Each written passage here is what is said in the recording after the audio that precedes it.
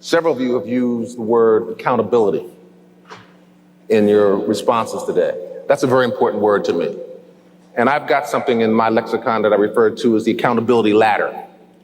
And I want to tell you about that ladder, and I want to do it at the expense of my son, but I've done it in front of him before, so he won't be mad at me. I don't mean he likes it, but go ahead anyway. The accountability ladder has 8 rungs.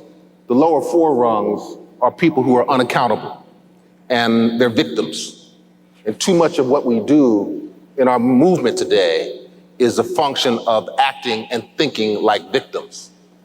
Accountable people who are at the top 4 rungs of the ladder are powerful people. So when you're accountable, you're powerful. Now here's the quick story. Young Tarn Gordon came home as a high school kid many years ago and had a long look on his face. And I said, what's wrong? He said, I got a project due tomorrow and it's not ready.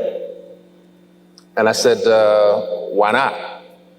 He said, because I didn't realize until today that it's due tomorrow.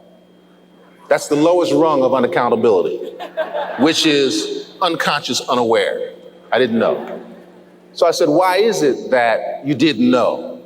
And he said, the teacher didn't make it clear. That's the next rung on that ladder, which is blame others. Well, not my fault, it's her fault.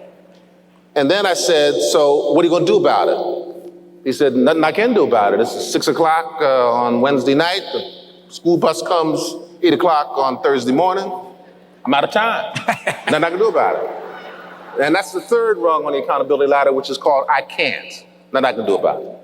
So I then said, so if that's the case, by the end of the marking period, what kind of grades are you going to get in this class? He said, well, it's only the middle of the marking period. There may be a couple more tests before the marking period's over. And I might get a chance to work this out. That's the 4th rung on the unaccountability ladder called wait and hope, all right? Now, victims are people who don't know there's a problem. If they know there's a problem, blame it on somebody else. Or they say there's nothing I can do about it. Or they say, we all know unaccountable people, by the way. Or they say, well, I'm just gonna wait this out and things might take care of themselves. That's all victim-oriented thinking. That's not accountable thinking. Accountable people, here's what Tarn could have said when I saw that long face and said, what's wrong? He could have said, Dad, I messed up. Got a paper due tomorrow. Should have had it done by now. Wasn't paying attention, snuck up on me. I got a crunch. That's the first rung of being accountable, which is acknowledging reality. Now, once he acknowledged reality, what he could have said was, so here's what I'm going to do. This is electronic age. This is the age of the internet. As somebody earlier today said, you can Google anything.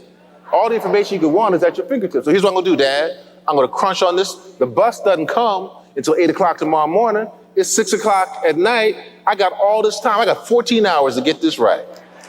I got 14 hours. So that's finding a solution. Then he could have said, and by the way, Dad, you're a pretty smart guy. You could really help me with this. But even if you don't, I'm gonna do it myself. That's called owning it. And finally, powerful people make it happen. So if you acknowledge our reality and we do that, and we find solutions to those problems, and we own the responsibility for getting those problems addressed, whether anybody helps us or not, and we go out and we make it happen, that's what accountable, powerful people do. So that's my definition of accountability.